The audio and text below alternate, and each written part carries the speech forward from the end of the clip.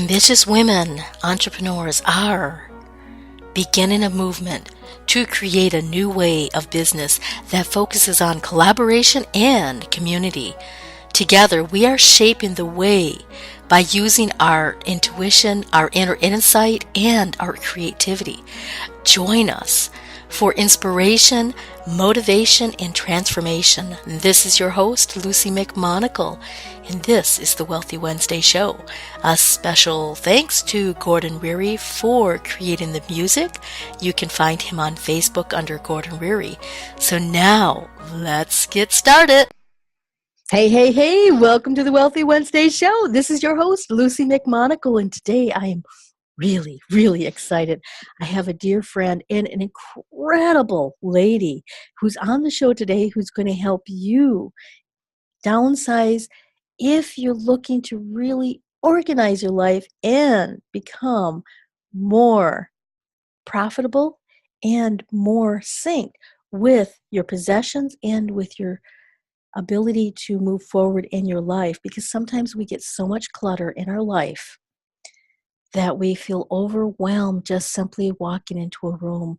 Or you might even know somebody, maybe it's your parents, maybe it's your friends who like to collect things. And when you would like to help them, this lady, Sharon McRill, will be able to help you understand how you're going to be able to move forward and help other people, plus help yourself. And not only that, she has an incredible book coming out. So make sure you grab your pen, you grab your paper, because Sharon helps to help very busy people get things done. And today she's going to give you some tips and strategies on how you can get things done with ease and with grace in your life. So welcome to the show, Sharon. Thanks, Lucy. I'm so happy to be here. Wow, you are a savior, in my opinion. And I honestly wish, when I was sorting through a very good friend's stuff who was no longer able to take care of their possessions, that I had your ability, I had your help, because there was truckloads and truckloads and truckloads of stuff that I had to bring to the charity. In fact, they asked us not to come back again. That's scary. That's so scary when a charity says, please do not come back again. And it's not that, it wasn't just us. It's like everybody just decided to dump everything at this particular charity. So their warehouse was like filled to the ceiling and they showed us. So it's like, there's nothing personal, but really somebody like you is really helpful. And you have Betty Brigade. Could you tell us a little bit on when does somebody need Betty Brigade, and how exactly do you help individuals become more organized and get things done? Right. So thanks for asking. So when does somebody need Betty Brigade? Well, in Yes. my opinion, everybody needs Betty Brigade all the time. But very specifically, people need help when they're feeling overwhelmed, when they're feeling like, I don't know where to go next, or I just physically cannot do this myself. Like, for example, we had a client last summer and their mother was a hoarder, and they had cleaned out 5 storage units. And what was left was a house, a 5-bedroom house that their mom had also used as a storage unit.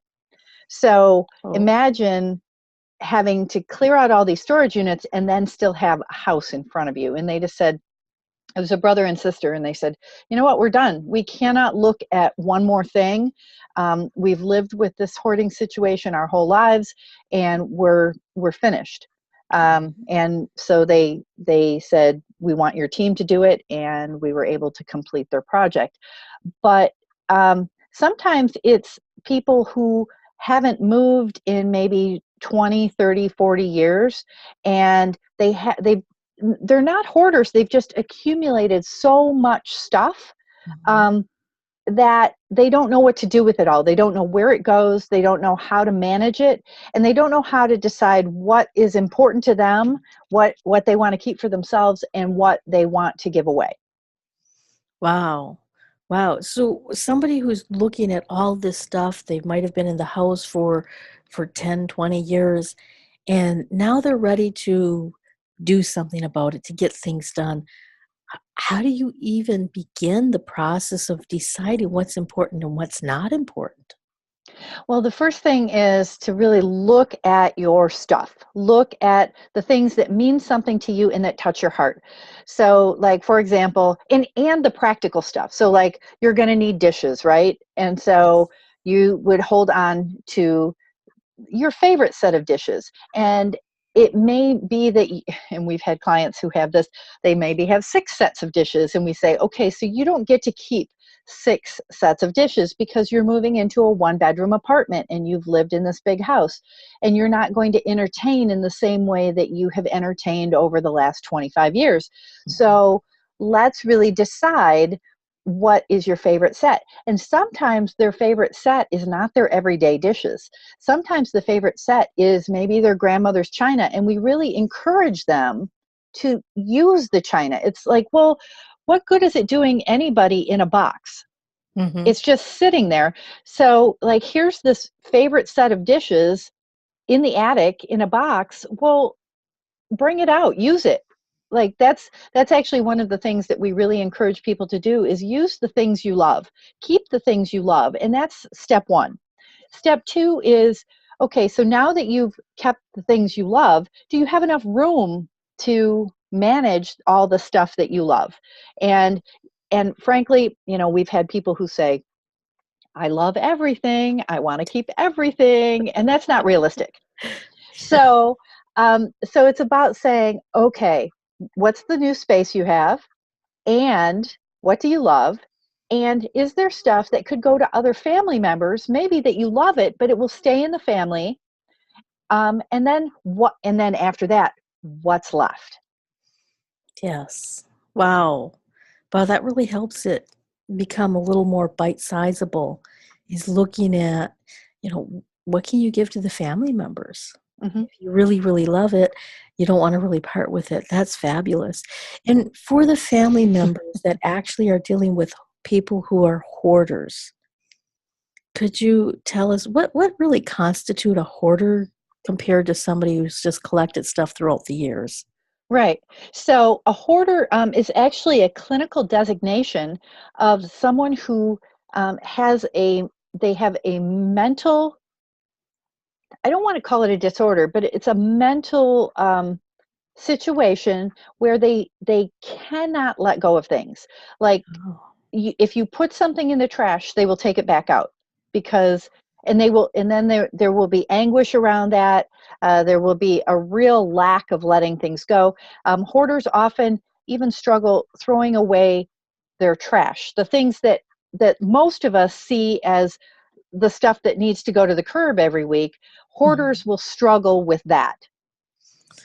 Oh, wow. Wow. That that really gives you a whole new perspective on the difference between somebody who just likes to collect stuff and then a hoarder. And for the individuals who like to collect stuff, such as multiple hobbies, Hmm. multiple things, and you're looking at a wall that's now become basically a wall with shelves, and you Hmm. have these knickknacks and those knickknacks, and it's like there's this wall of knickknacks and there's this wall of knickknacks, and so they're not quite a hoarder because they throw away the everyday stuff. But how do you help individuals like that?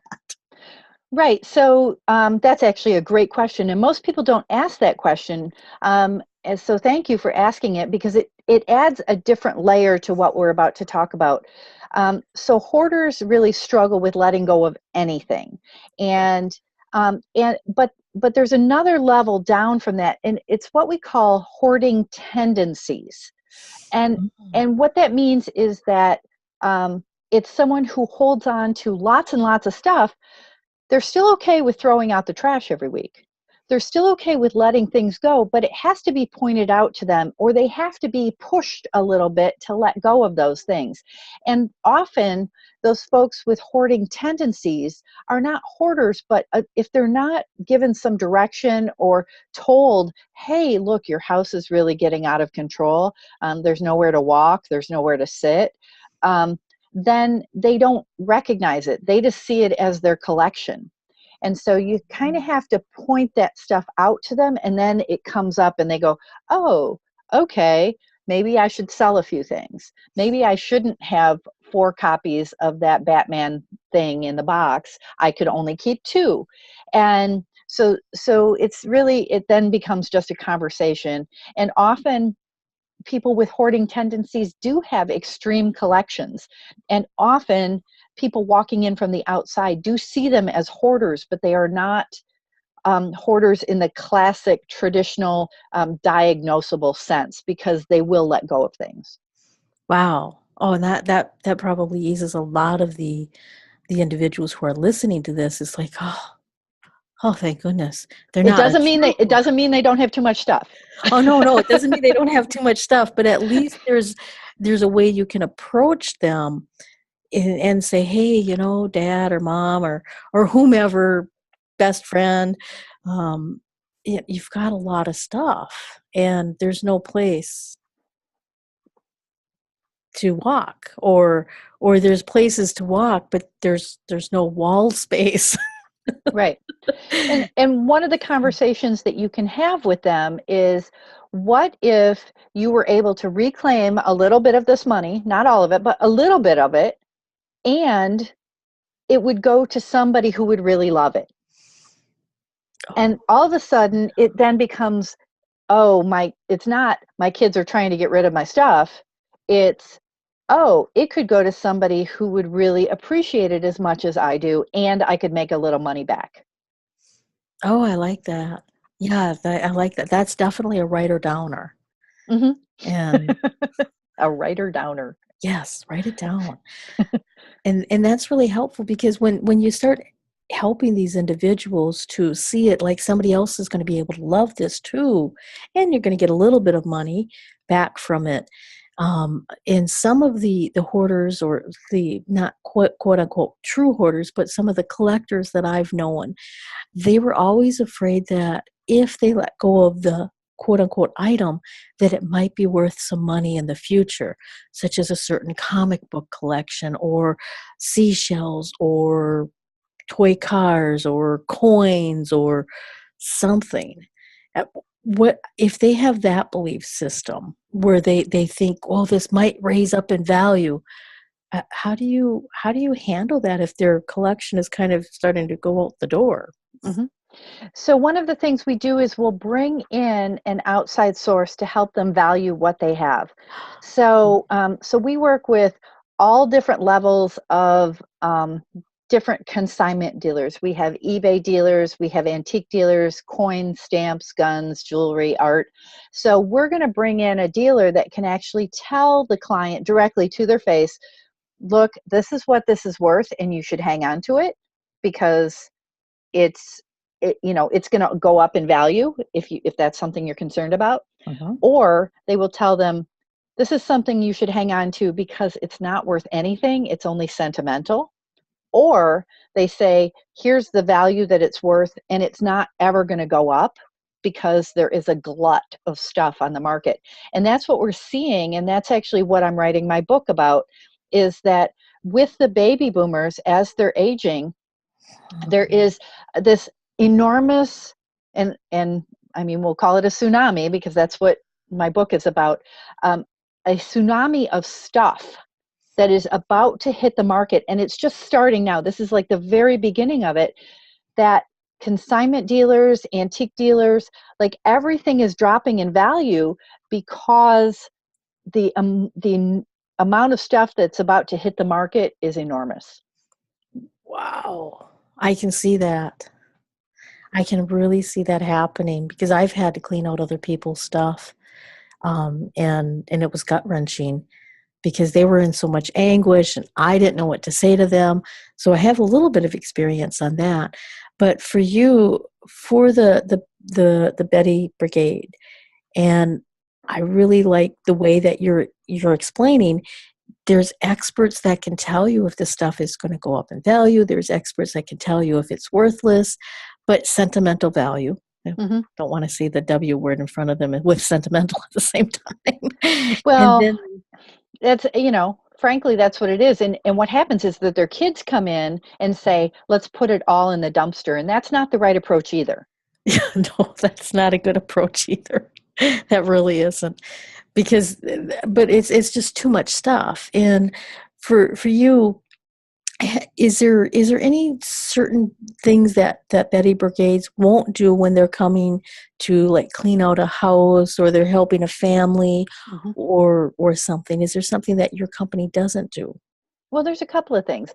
One of them is if we're working directly with a hoarder, like the hoarder is still physically living in the house, we actually request that the hoarder be in therapy, because we need somebody to work on what's going on up here.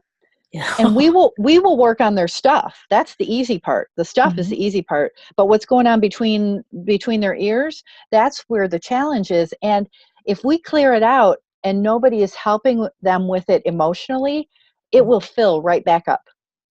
So we Mhm. have therapists that we will recommend, and this is a fine line, because you walking into somebody's house and saying you need therapy is not is not always a great approach. Um, That's true. so we typically say to the family members, we work with hoarders and we're happy to, but we also request that they be in some sort of counseling situation. And the family members go, oh, do you have anybody? And we say, yes, we do. Here's a list of therapists that you can contact. And once we've gotten confirmation that your family member is in therapy, then we can sign a contract with you. Wow. I didn't even know there was therapists that could help with such conditions, or Yeah, to there's help people transition that emotionally. yeah, people that help with compulsive shopping and with hoarding, and those are actually two different things. Compulsive shopping is people who are trying to fill a hole in their life by shopping, Mhm. and they end up with tons of new stuff. And you see this all the time, where you walk into a house and they have stacks and stacks of stuff, brand new in the box, or clothing with tons of tags on it, and they never open it again. Oh, yes, I do know of an individual that's like that, and Hmm. it's like it was Christmas every day. Hmm. The internet has allowed compulsive shoppers to do it safely, Hmm. in a strange kind of way. So, And sometimes all they're looking for is that instant gratification of something showing up at their door, or sometimes they're looking for the companionship of the UPS driver or the FedEx driver to show up and have a conversation with them. It might be that simple, oh which wow, is kind of sad. that is really sad. Absolutely. And can you specify what niche do you fill in?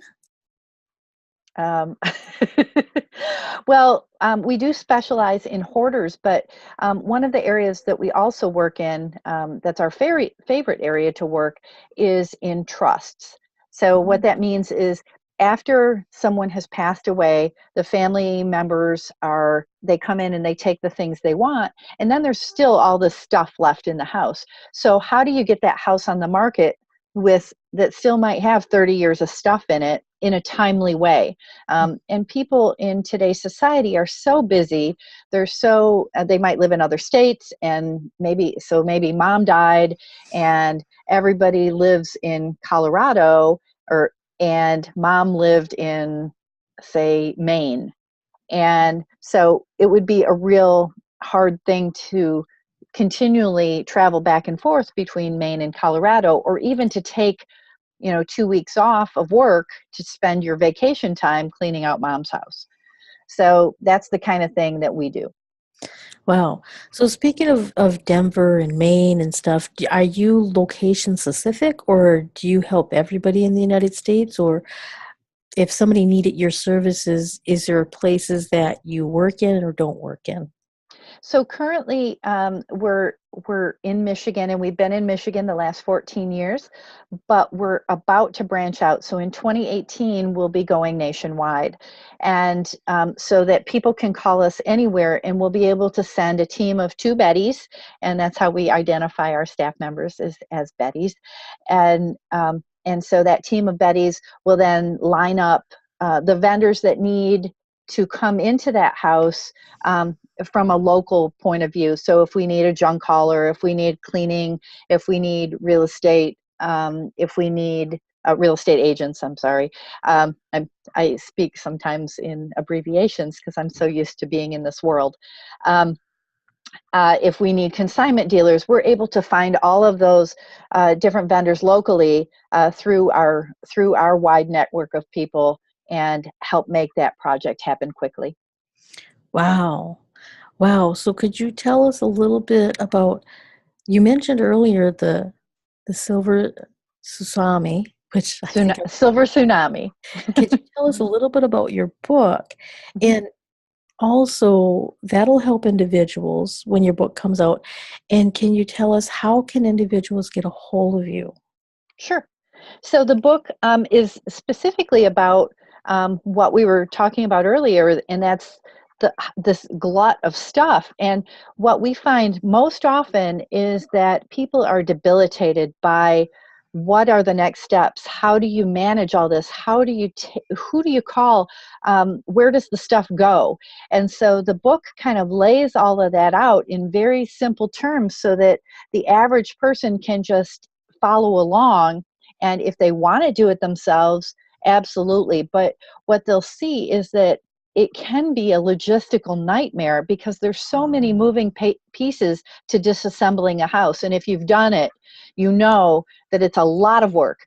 And so my team is experts in the average 2,000 square foot house. We can have it from nothing packed to completely ready to be listed and on the market in about 10 business days. So that's a very, very short amount of time to be able to recoup that real estate investment. And so, so it's really about valuing your time. And the book is about understanding that there are business people that need to be brought in. Like, do you need an attorney? Do you need a CPA? Do you need a real estate agent? Do you need project managers like Betty Brigade?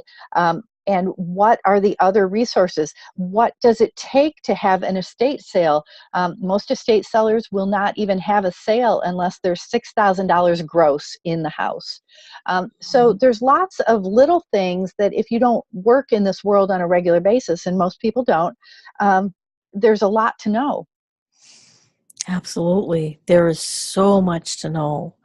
And even if you're just downsizing to a smaller house, or maybe your kids are growing up and now you're getting ready to move into a smaller area, or you might be locating long distance, this will truly help. And how can individuals get a hold of you if they're ready to downsize, or they have a hoarding situation, or they just need some help?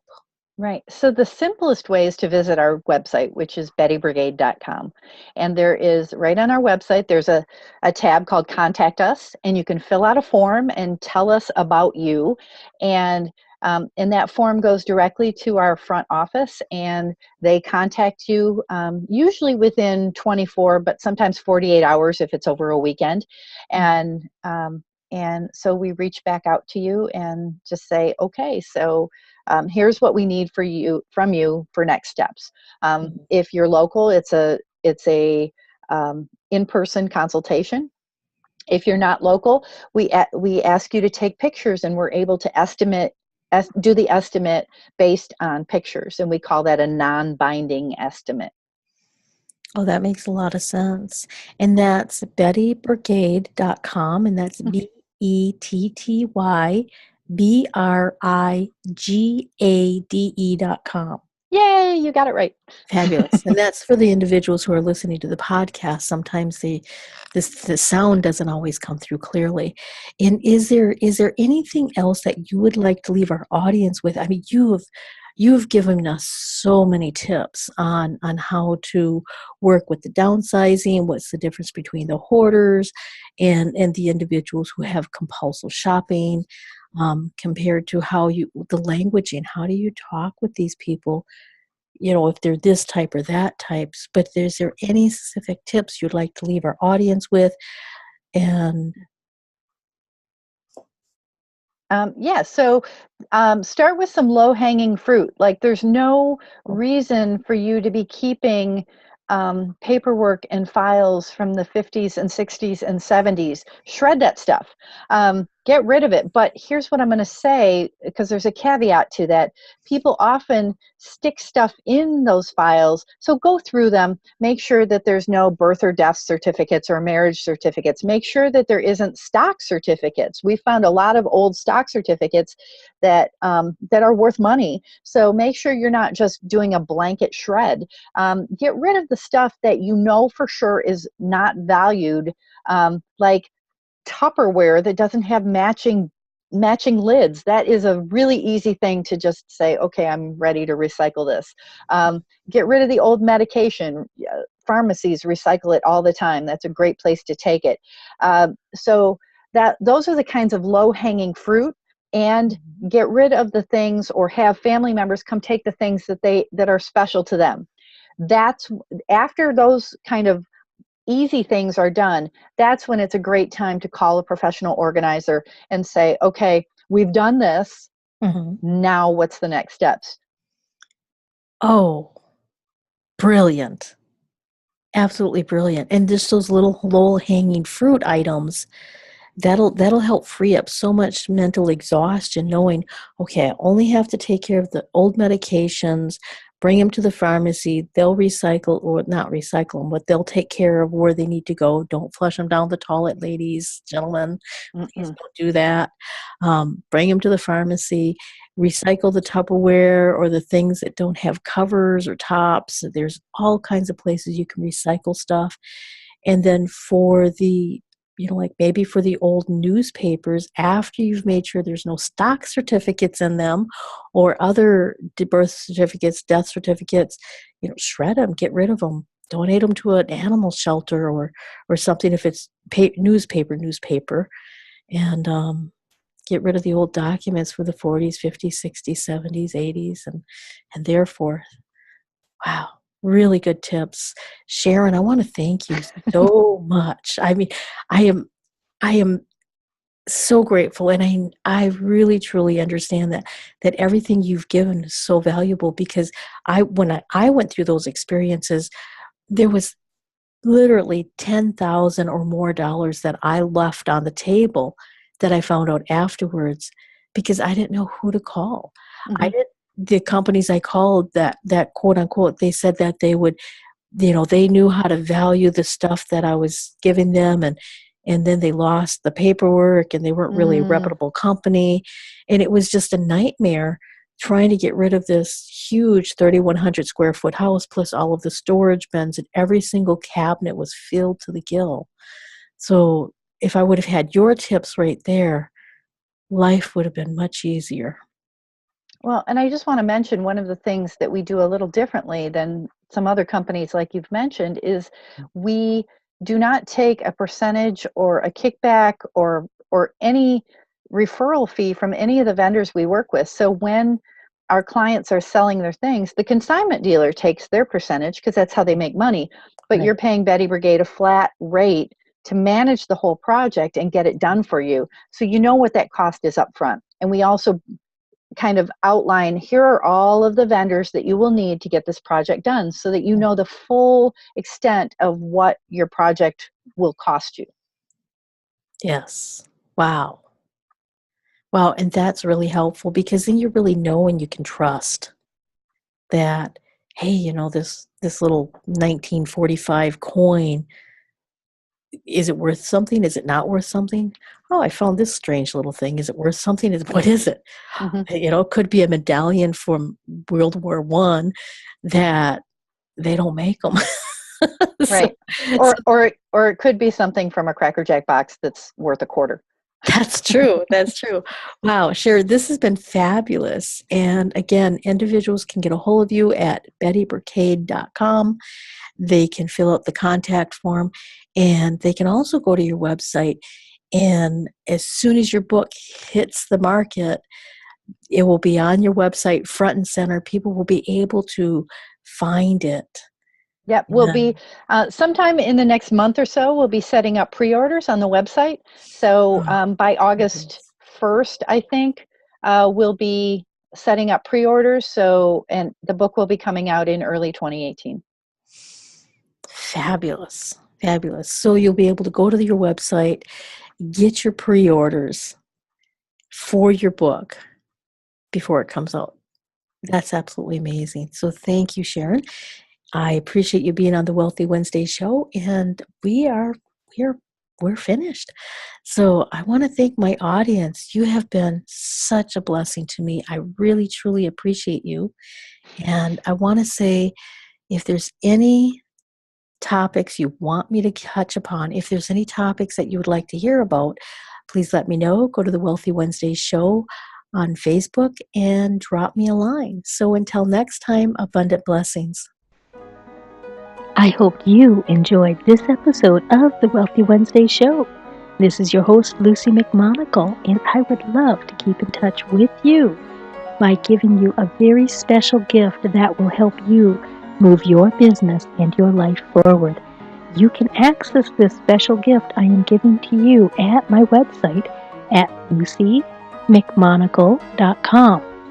That's LucyMcMonagle.com for keeping in touch with me and getting access to a gift that will help you move your business and life forward. Until next time, abundant blessings.